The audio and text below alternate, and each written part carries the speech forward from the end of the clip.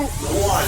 Welcome to Made for More Living. One small step for man. With Johnny Jennings. Kick the tires and light the fires, Big Daddy. The fastest and most exciting hour of news, events, and real estate in Northern California. And this is a fact that was proved. Powered by eXp Realty. Online at madeformoreliving.com. Does everybody know what time it is? Get ready. Here we go. In the studio today, we have the man, the myth, the legend, a dear friend. He's changed my life and Valerie's life and our kids' lives, and hopefully he's going to impart some of his financial and real estate wisdom with you today. But Mr. Tom Daves. Johnny Jennings, how are you? Great to see you. And Mr. Matt. That's right. Yeah. Well, you need some presidential fanfare or something when Tom Daves comes onto the show. Exactly, yeah. Confetti. You know, all the lights and stuff going on. But you're not working as much as you used to, right? Not as much. Like 2 days a week or something like that? Yeah. Phoning it in from the boat on the lake? Definitely. That's what he says, but if it's a day ending in Y, you can bet he's doing something. Really? Yeah, Yeah. I went from 80 hours a week down to 40 hours a week. So now he's part-time. Exactly. Right, no more overtime. But, you know, when you love what you do like you do, Tom, it's not always work, right? It's not. You're passionate about it. You love it. You enjoy it. So I think it. that's what everybody wants to get to, a place where they, you know, it's not a struggle to go to work every day. You enjoy it. You're passionate about it. And it just helps us grow, and we can serve others. And, you know, the word retirement is not in the Bible. So I really don't think I'll ever fully retire, but I'm enjoying flipping homes. It's fun to find homes and buy them, fix them up, and flip them. You've been doing this for a long time, huh? I have. I actually started flipping homes back in the 90s with my first go-round with the REOs, with the bank-owned properties. I found one and fixed it up and sold it for $19,950. Are you serious? Out of that, how much was your profit? I profited on that first one. I made $5,000. Wow, big money. Yeah. Gosh, so that Back was in the early 90s, early yeah. 90s, and now you're still flipping to this day. I'm still flipping. So basically, when I started flipping homes back in the 90s, I was connected with the banks, and you know, a lot of times they would have properties that they just really want to off board and get rid of it. Yeah. And so I was able to step in and buy it. And I just really loved it. It was really exciting. And then in 2000, the market actually started to correct. There weren't that many foreclosures. So I just started buying a lot of flips. And I basically did a mail-out program. I just basically would mail out to people that were out-of-town owners. They would own homes here locally in the greater Sacramento area, but they would live out of town. And what was really nice about that is, if you think about that, there was no Zillow that had their instant valuation. I think Zillow came out sometime around, 2006 or something like that, where they would give you the instant value. So here someone would call. Basically, my letter would say, I'll buy your house as is, where is, I'll keep the tenant in place, and quick, smooth closing, and all cash. And they would call, and I would talk to them, and I would say, let me run a quick valuation, and say it was $250,000. I would say, it's, that would be including enough for a margin. And I'd say, I can buy it for $250,000. And they're like, wow, really? That sounds good to me, because there was no Zillow or Zestimate right. to know what it was. So that was fun, and that's kind of what got things started. Got it. And so you were doing that in tandem with the real estate team, but now this is, so for people who are listening, one of the things we do is we do offer like a guaranteed home sale with the Tom Daves Made for More team. And one of the ways that we're able to offer that is because we work with the top investors in the area. These aren't like hedge funds. These aren't, this isn't Wall Street. These are local people who know the market like the back of their hand. And so they're able to offer competitive prices for your property. They're not just running it through an algorithm like a Zillow. But you happen to be one of the investors that we work with to provide that service. Yeah. Yeah, absolutely. And it's really providing a service because a lot of people, they just like a clean transaction, and they're buying, what's the word? Certainty. Yeah, thank you. You They're got it. buying certainty, and people will pay for convenience. So Yeah. if you can buy a home all cash as is and flexible closing, they don't have to worry about the open houses and the stages, staging the home. It really works out great for them. So it's providing a really, really good, valuable service for them. And kind of going back to when I was buying homes. Yeah. So you've been doing this for a long time. Yeah. You've done, how many flips would you say over It's been probably over 400 flips. Holy moly. So And you've probably seen some stuff. I have seen a lot of stuff. It hasn't always been pretty. From 2000 to 06, you think about it, the market was going up so fast during Yeah. that time. I thought I was a genius. I would buy it and sell it and make money. But then, unfortunately, 2007 hit and the market tanked. And I had 36 homes in my own personal portfolio. And when the market tanked, it hit me hard. And this was all private and private money that I just borrowed from friends and family members and colleagues, and you've got to pay them back. Yeah. So I kind of wish that it was maybe institutional financing. Right. A lot of Sure. people would walk away from that, but I paid everyone back and was able to pivot to a new market. So it was a lot of fun and still having fun, but there's really some interesting stories. You mind sharing a couple? Yeah, well, so, actually this didn't happen to me, but it happened to a friend of mine, and it was basically called the Folsom Firehouse. So basically, he bought the home at the auction at the courthouse steps. He drove by that property that morning and looked at it and did all of his due diligence, contacted his title company to make sure there weren't any crazy weird liens on it. And then he bought it at the courthouse steps with cashier's checks. And then that night, the previous homeowners lit that home on fire. No. Oh, wow. Burned down, Oh, yeah. my gosh. Yeah, the Folsom Firehouse, yeah. So Did he have time to get homeowners insurance on it? Or? you know what? Unfortunately, he was in the process of getting the insurance, and he didn't have a binder on it. So that was a tough lesson for him to learn. Wow. So Oh, my that's- gosh. So how do you prevent that? Like, you just make sure when you close on it, you immediately get insurance? You definitely have to make sure that you get a binder the day prior. So you have to contact your fire insurance company and make sure that you get a binder on that insurance. Wow. And These were the tenants or the previous owners? the previous owners. Oh, wow.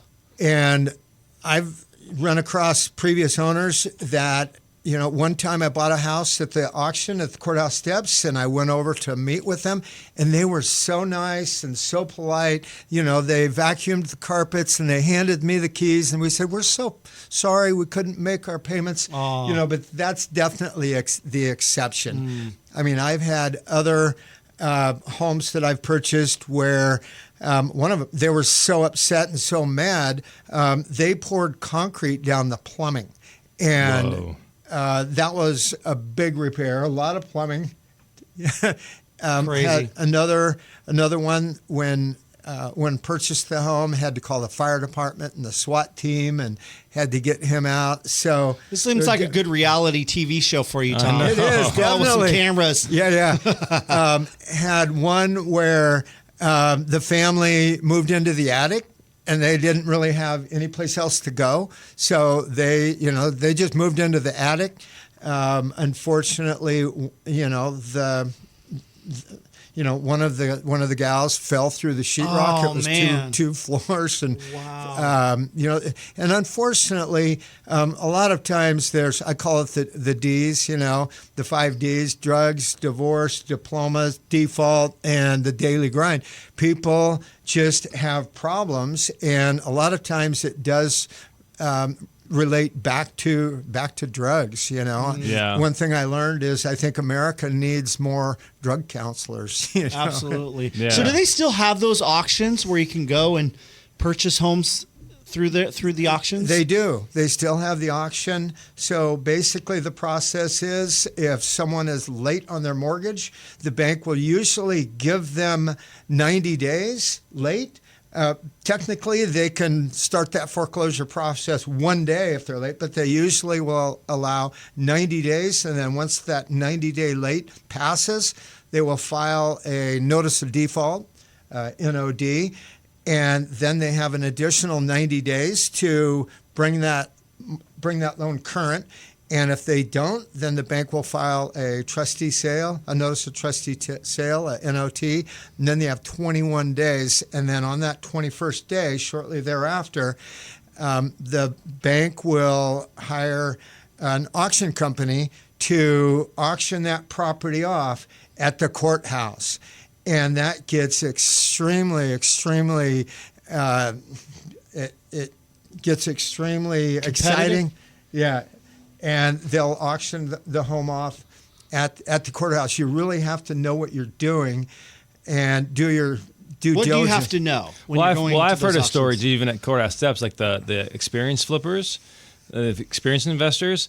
If they see somebody that's new or that seems experienced, they will intentionally bid up the price in the home, and then they'll stop bidding.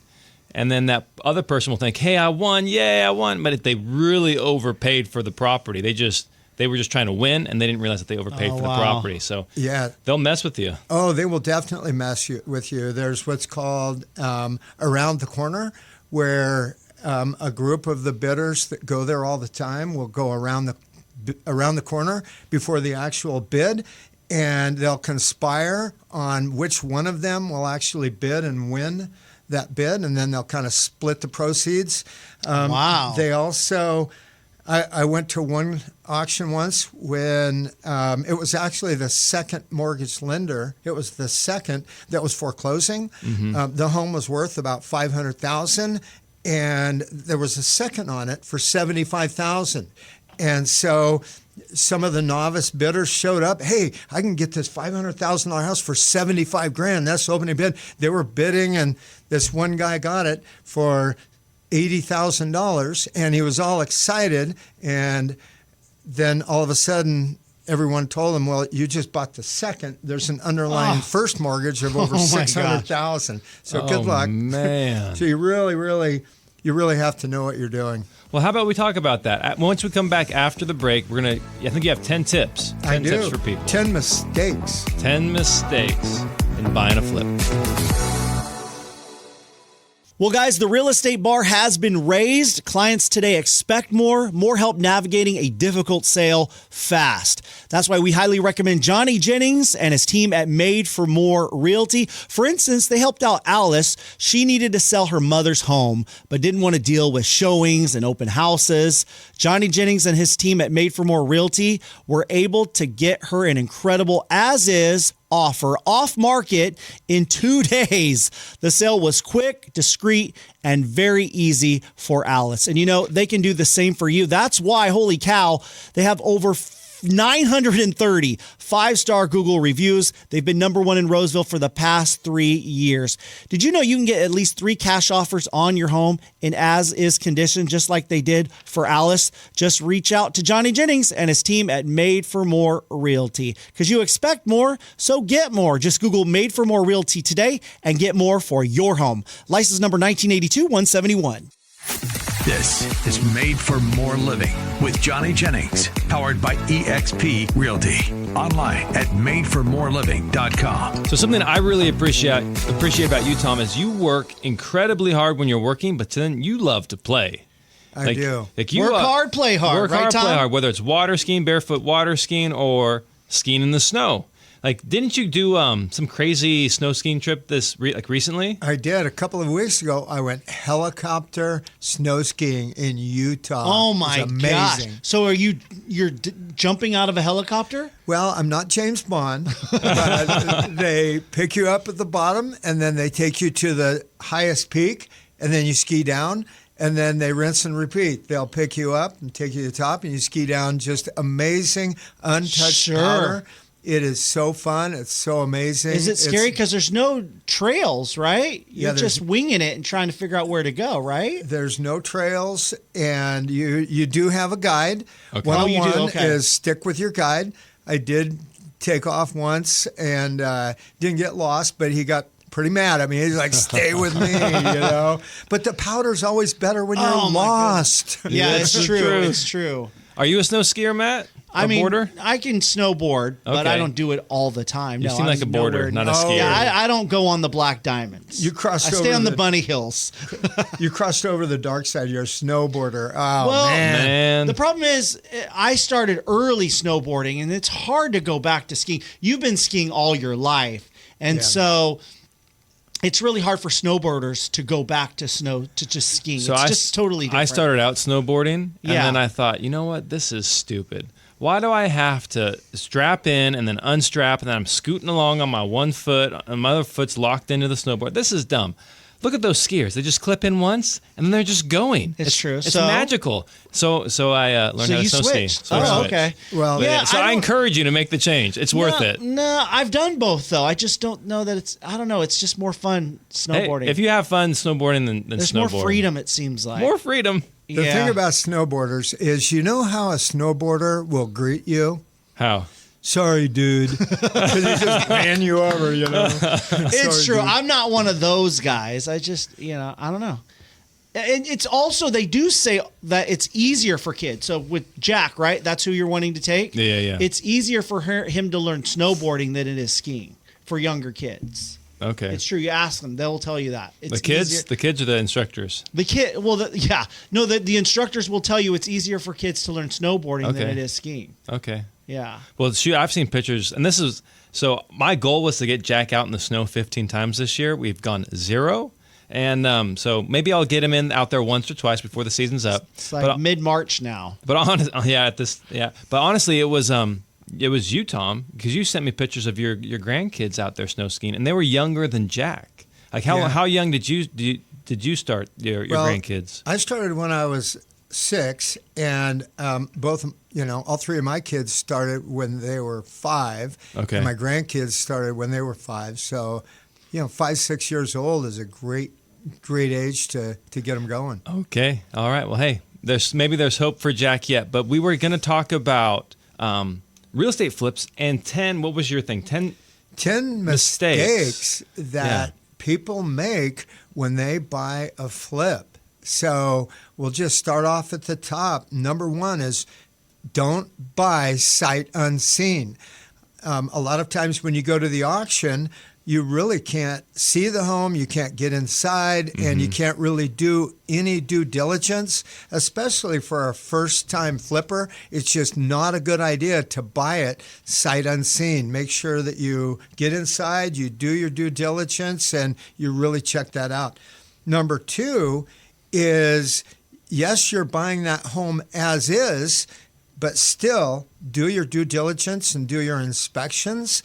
And you can always cancel. Yes, you're buying it as is, but you can cancel. And I used to get a kick out of the banks when I would work with the banks, and a buyer would purchase that home, and it was an as-is contract, and the buyer would try to renegotiate with the bank, and the bank would say, no, it's as is. What part of the as is don't you understand? Is it the as or is it the is? When they cancel. Well, when you say you can cancel, what do you mean by that? How much time do you have? Yeah, so it depends on the contract.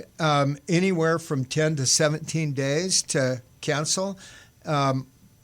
Once you've done your due diligence, and you always do have the right to come back and renegotiate, but usually on a flip, you're buying it from either a wholesaler or you're buying it from someone that's not willing to negotiate. So that's different, though. So just to clarify, that's different than the county courthouse steps. Like he's talking about going to the home or going to the wholesaler. Like there's more negotiation Sure. around there than the Right. sight unseen at the county courthouse steps. Yeah.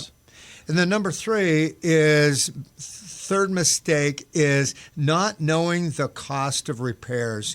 I see so many buyers not know the cost and what the cost of the repairs are, and they don't get the appropriate bids. And one little tip, kind of a side hack tip, is when you send a contractor out to a property to give you a bid, go ahead and tell him that you will pay for his time. Hey, I'll pay for your time to go out and give me a bid on this property.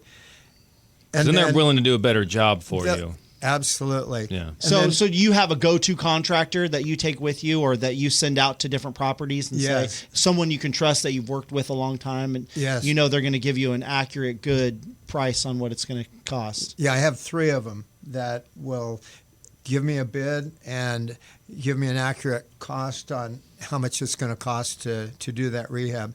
And then the next one is obviously get title insurance. Or if you're buying at the courthouse, the auction, have a title company that you have a great relationship with and the customer service that you can call that morning of the bid. So you can call them, you can ask them last minute, okay, are there any last minute liens? Are there any last minute encumbrances that I don't know about? One time there was an IRS lien that was slapped on a property last minute. So I was like, okay, no bueno. I'm not gonna buy it. You don't want to buy a property with no title insurance or title research. And then number 5 is know the ARV. I know we have a lot of acronyms here today. ARV is, Johnny, what's ARV? After repair value. After repair value. Know what that is so you know. So explain that. So after repair value is after the home is fixed up, better than new. It's a shiny penny. At the top, the most value that home would be worth in today's market, completely renovated. That's the after repair value. Okay. And then number 6 is don't get emotionally attached. I see people all the time, they go to the auction and they get emotionally attached and they're bidding and overbidding and they're making an emotional purchase and they end up losing money in the long run because a lot of times you're bidding against maybe a homeowner, maybe someone that wants to buy it, maybe he's a contractor or a handyman. He can do the work himself when they move into that. They're always willing to pay more than the person that wants to make a profit from the flip. So don't get emotionally attached.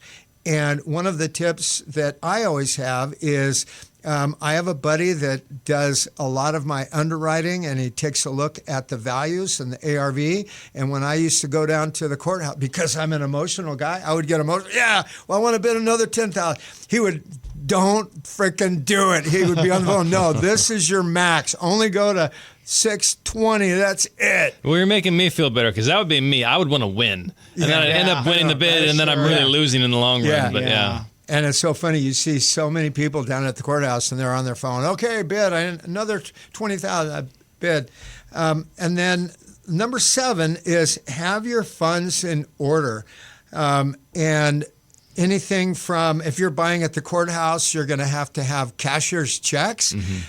Make sure that you make those out to yourself. I have a friend that went to an auction, and he made those out to the bank. And when you go, you have to make them out yourself so you can just sign them over. So make sure you have your funds in order, whether it's a bank, a credit union, private money, hard money, institutional funds. Sometimes, if you're a homeowner, sometimes these homes will qualify if they're not in too bad of condition for FHA or a VA loan. If it's in worse condition, you can get a conventional. But if it's really, really bad, then it's a hard money or just cash. Do you have any tips on how to, if somebody's looking to get into flipping, like how they can get access to this capital? Sure. So I would just, go online and just Google it, hard money loans in greater Sacramento area, connect with a real estate agent and just chat with, your mortgage broker. There's a lot of different avenues for financing. And then number 8 is flood and fire.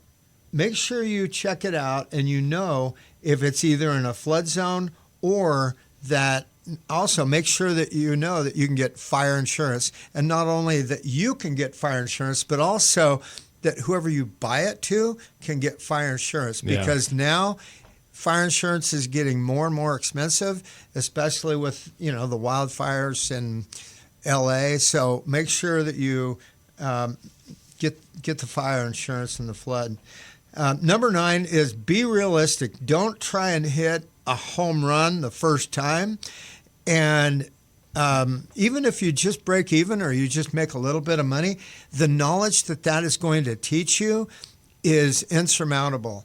And that will really help you grow momentum to purchase another flip. Yep. A lot of people ask me about joint ventures, and I'll never forget when I first got started in real estate, my broker taught me, he basically said, you know what a joint venture is? And I asked him what? And he said, well, when two parties come into the transaction on a joint venture, one party has the knowledge and the other party has the money. But in a lot of cases, when they exit that joint venture, their positions are reversed. The one with the money has the knowledge, and one with the knowledge has the money. There you go.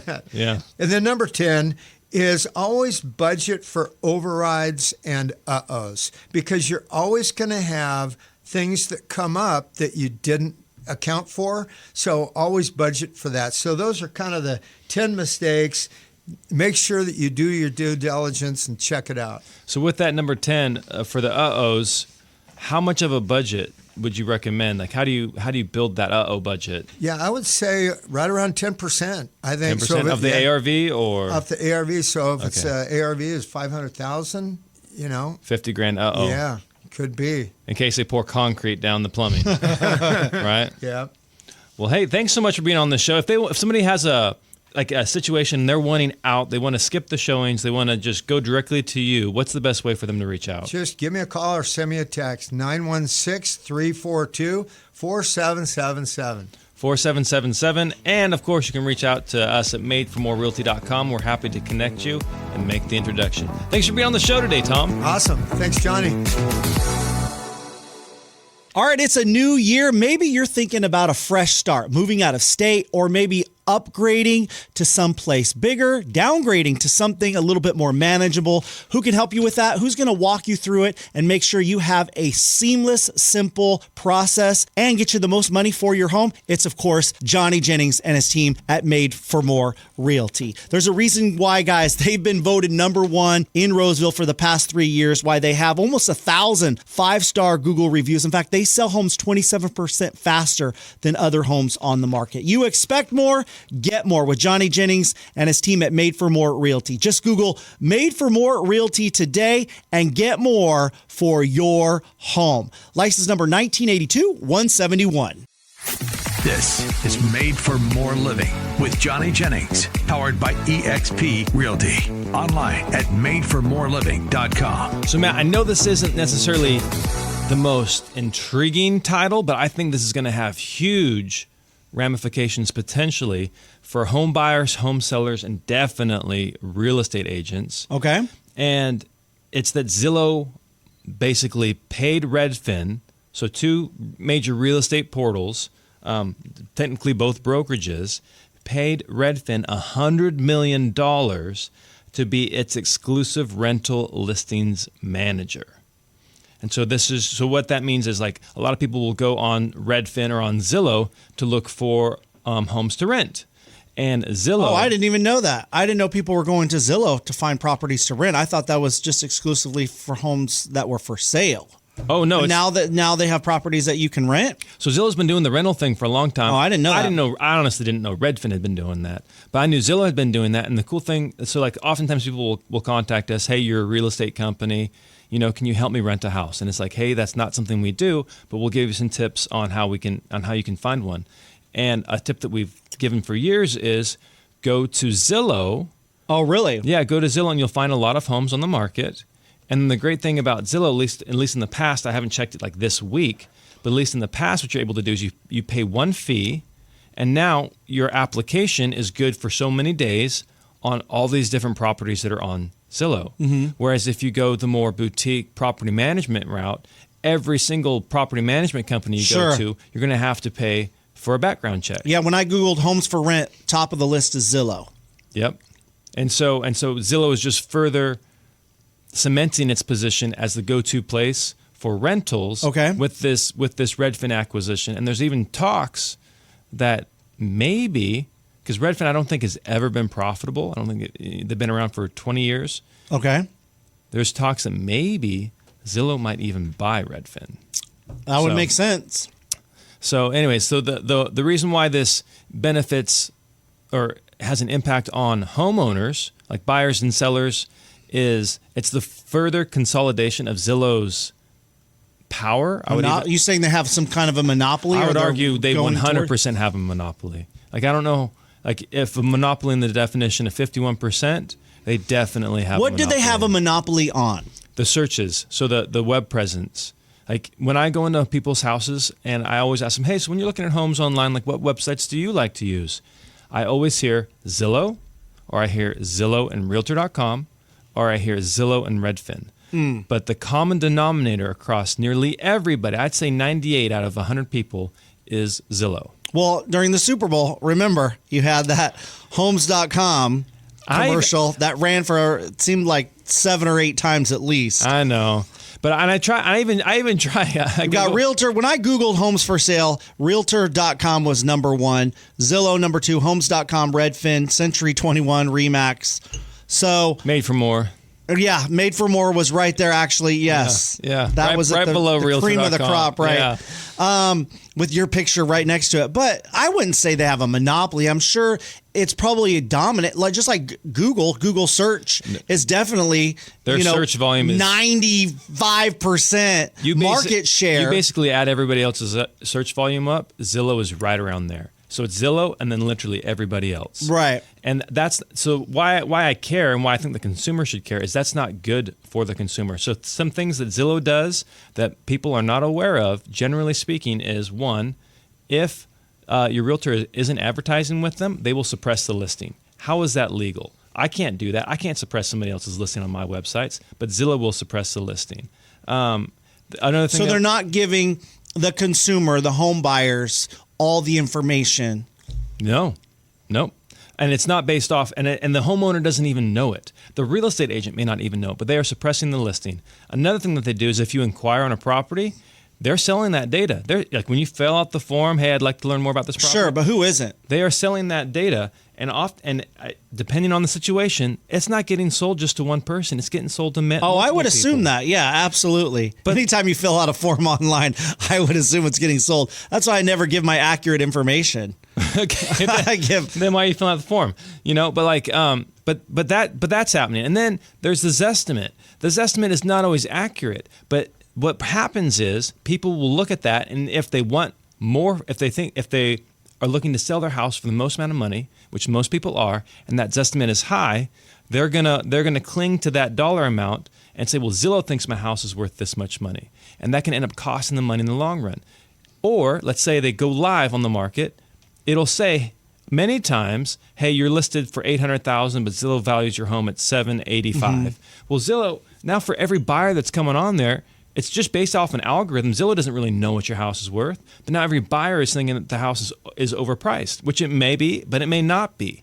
And Zillow is just putting its tentacles into everything, and the more stuff it puts its fingers in, the more I think it really distorts the real estate market and really hurts the consumer in the long run. Really? Absolutely. And so there's companies out there now that are actually that are intentionally not putting their houses in the MLS or not putting their homes in a way that where Zillow can automatically just suck the data into their website. There's Howard Hanna, I think, is one of the companies. Let me just double check that, but I believe Howard Hanna. They don't put the property on MLS where Zillow can come in and extract that information because they don't agree with the way Zillow presents information to the consumer. Yep. And so they're now taking the control back, because if you're a real estate agent, can you do that legally? Are you allowed to do that? Absolutely. There are some issues. It's called clear cooperation. So they're trying to figure out is this really allowed? if you want to be part of the National Association of Realtors, if you want to be part of the local MLS and put your other listings on the MLS. So people are battling it out. Sometimes it's more regional, but it's called Clear Cooperation. And so we'll see how Clear Cooperation ends up shaking out in the long run. But like Howard Hanna is doing this just because they have a dominant position in their marketplace. There's other brokerages out there that are doing this, and they're claiming that by not putting it out on the generic websites, like the Zillows and stuff, that their clients are actually getting more money because it's creating a situation of competition for these exclusive listings. Sure. And so there's something special about it. Something like people are typically 7 times more motivated by the fear of loss. And so if, hey, this house has not hit the market, but it will hit the market in the next 2 weeks, and then everybody's going to know about it, sometimes people are willing to pay a premium to not have to compete with the rest of the population. And so, these companies are arguing that exclusives are actually helping their clients. It's true, because it seems like from what you're saying, when I hear this a lot from people in the industry, is they do not like Zillow. They have issues with inaccurate property evaluations, outdated property information. And so it seems like those within the industry have a big issue with the giant, with the Goliath out there, Zillow. Yeah. But do consumers have an issue with Zillow? Consumers, so they don't understand it. They don't get it. They don't understand. But they're naive. So Yeah. it seems like in order for anything to get to change, there's going to have to be some education attempt of consumers, and they have to see some kind of benefit of revolutionizing the search. So what needs to process. happen is local MLSs need to cut Zillow. There you go. They need to cut Zillow, and so if in our MLS, it's called MetroList. MLS needs to cut Zillow. Can they do that? Yeah, they can control whoever they want to have the access feed. So then that's going to be something that The reason why they don't is because of money. But what's going to happen? Zillow pays them. Zillow pays for that for that feed, and so if they don't, what's going to end up happening is they're going to be out of business. Because Zillow will become the de facto MLS. It'll become the national MLS. Oh, wow. It won't be regional. It'll be national. And Zillow is also, in my opinion, also going to ultimately become a real estate brokerage. So there's all those teams out there right now that are Zillow Flex teams, but they're like, maybe they're an independent brokerage in their Zillow Flex team, meaning they're getting leads from Zillow. Sure. Exclusive, like a lot of leads from Zillow. Maybe they're with EXP. Maybe they're with Keller Williams. Maybe they're with whoever. But they're getting these leads from Zillow, and they're with a different brokerage. Eventually, Zillow is going to become that national MLS, in my opinion, if nothing changes. And those people who are partnered with Zillow are going to eventually have to hang their licenses with Zillow.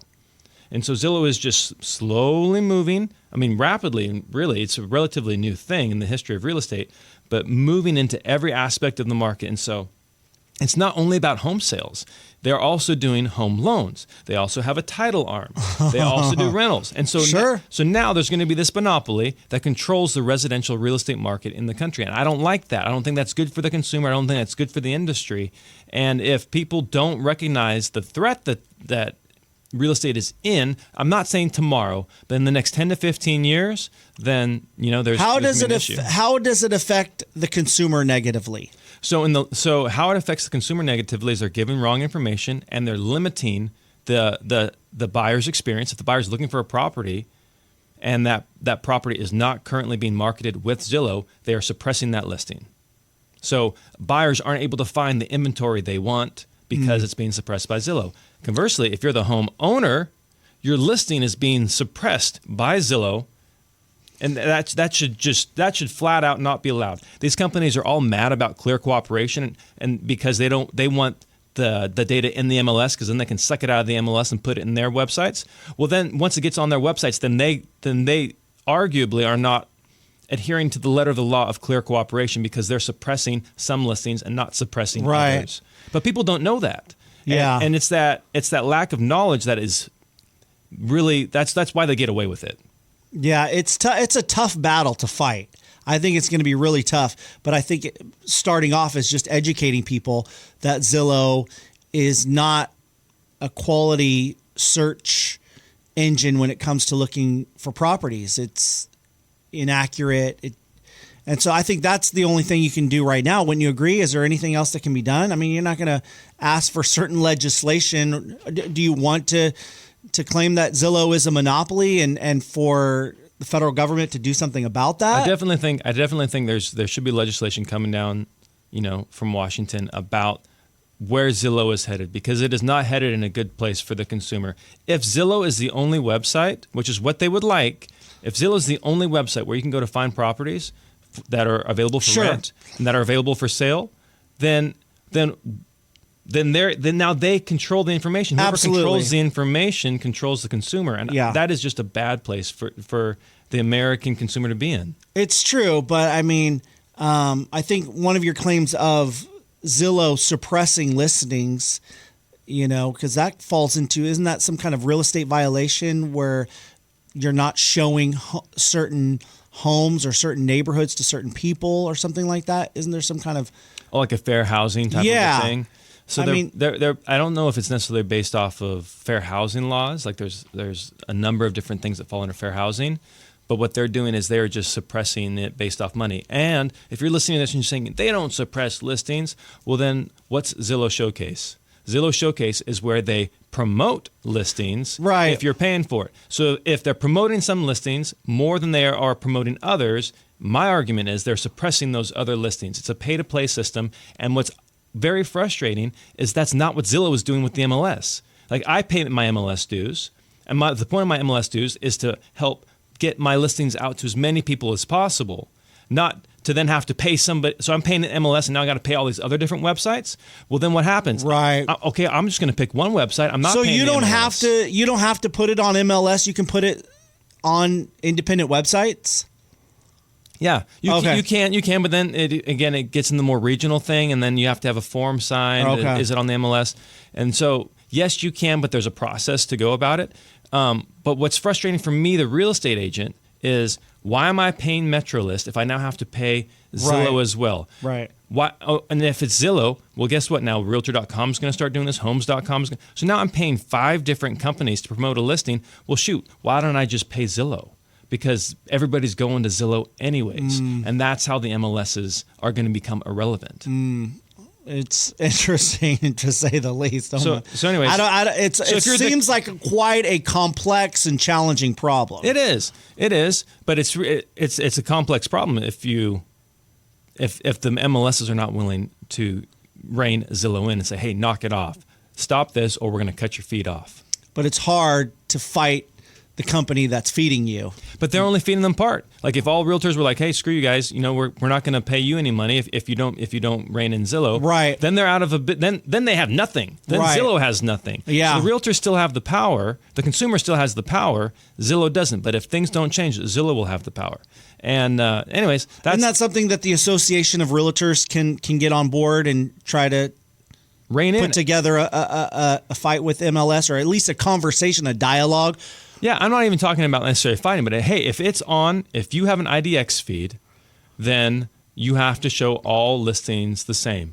Otherwise, I would argue, then what are we doing with clear cooperation? Because the whole argument against clear cooperation is, hey, you can't be like having pocket listings and show some listings over here and some listings over there. Like we want a marketplace where everything's visible. Great, let's do it. And by the way, Zillow, you have to knock it off because you can't be suppressing some listings and promoting others. There's no way they're not going to do that. That's a huge revenue funnel for them. It is a huge revenue funnel, but if you're getting 10% of your revenue off of that and 90% off of just having access to the feeds and having the searches and all that, well then take the 10% haircut and keep the rest of the 90. Have you spoke with anyone at MLS about this issue? Have they responded or discussed this at all? No, this would be good. I should probably invite them on the radio show. Yeah. This is more like just water cooler talk. Right. in the realtor office. Yeah. Like, obviously you're passionate about it. It seems like a big issue for you, and especially for the real estate industry going forward as Zillow balloons to, all these different areas that they want to take over. Yeah, they're gonna if they are not checked, there's gonna be no competition. So imagine if the only computer you could ever buy was a Dell computer. Right? Yeah. There's all these great products out there that are competing. Yes, there are some that are more prevalent than others, but if all you could buy was a Dell computer, then that's all you're going to buy. like I think competition helps the consumer and it helps the industry as a whole. And Zillow is slowly but surely removing competitors. Well, guys, the real estate bar has been raised. Clients today expect more help navigating a difficult sale fast. That's why we highly recommend Johnny Jennings and his team at Made for More Realty. For instance, they helped out Alice. She needed to sell her mother's home. Johnny Jennings and his team at Made for More Realty were able to get her an incredible as-is offer off market in 2 days. And they can do the same for you. Did you know you can get at least 3 cash offers on your home in as-is condition, just like they did for Alice? Just reach out to Johnny Jennings and his team at Made for More Realty, because you expect more, so get more. Just Google Made for More Realty today and get more for your home. License number 1982-171. This is Made for More Living with Johnny Jennings, powered by eXp Realty.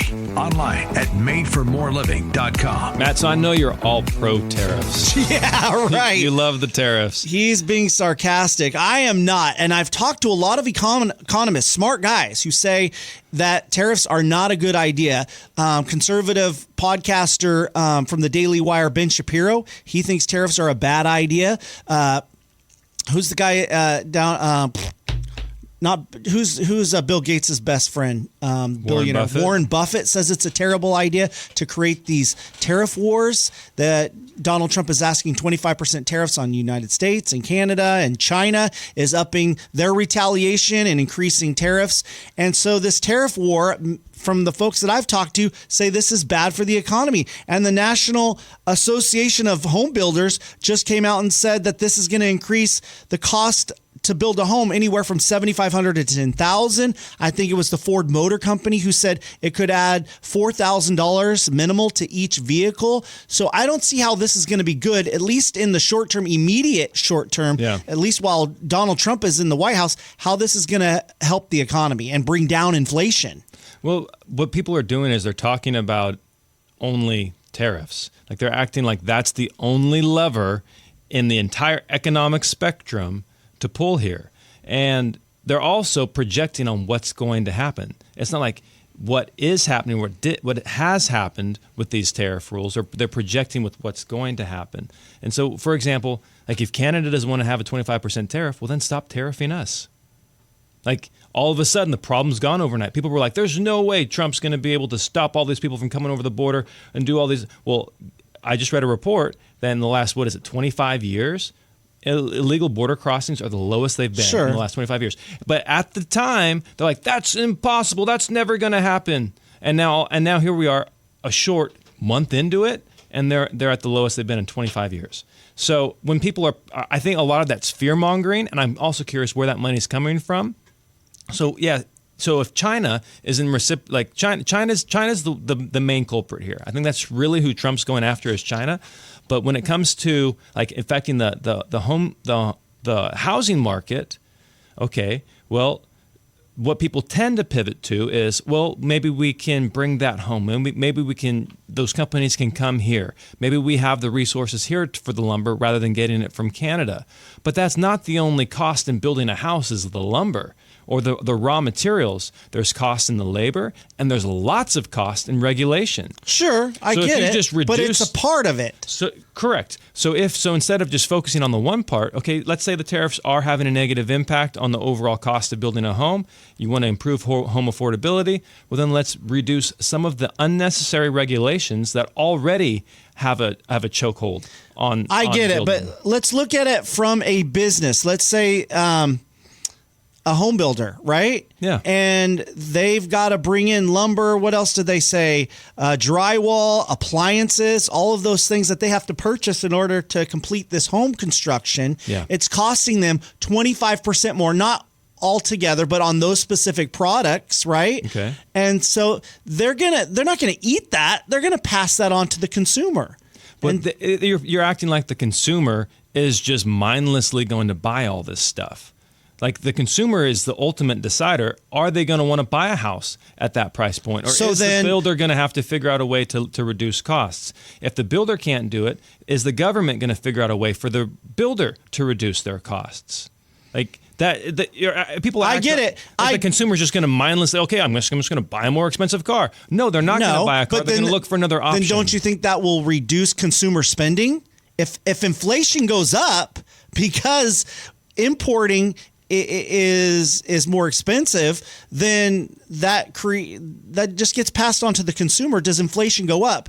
The market's a moving thing. It's not just black or white, tariffs or no tariffs. There's all these different, in a free market, there's all these different opportunities for people to come in and solve the problem. Sure, I get that in the long term, right? But immediately, I'm just looking at really quick. I mean, again, using the Trump example. I mean, there's been with illegal immigration. There's people who are now saying they're going to invest hundreds of billions of dollars in the U.S. in the next 4 years, right? That's automatically creating jobs. Inflation's a problem. Inflation is an unseen tax. It's an unseen tariff, and it's the government that creates inflation by printing uncontrolled for trillions and trillions of dollars. They are essentially tariffing the American people, and nobody's even and no other government. So if you reduce the cost of the amount of government spending, if you reduce that down, that's going to have a deflationary impact on the economy, which could also offset the cost of these tariffs. Right. I don't think anybody has a crystal ball. I think it's going to be a wait and see what happens. Absolutely. Obviously, if these tariffs actually go through and there's no kind of negotiation between the countries, I wouldn't say necessarily China, but definitely Mexico and Canada. And I'm just basing this on information that I've received from smart economists and from companies who say yes. I'm just a dumb real estate broker, but I'm confident. I'm confident in the American spirit and the American drive to find solutions. And I think the conversation is more complex than tariff or no tariff. Yeah, well, we're curious. What do you think? Johnny would love to hear from you, whether you think he's right or I'm right. I'm sure most people think you're right, though. I hope so. What's the phone number? Yeah, the phone number where you can reach out to us is 855-935-MORE. That's 855-935-6673. Or you just Google Made for More Realty and type in tariff in the chat box and we'll know who you are. Thanks, Matt.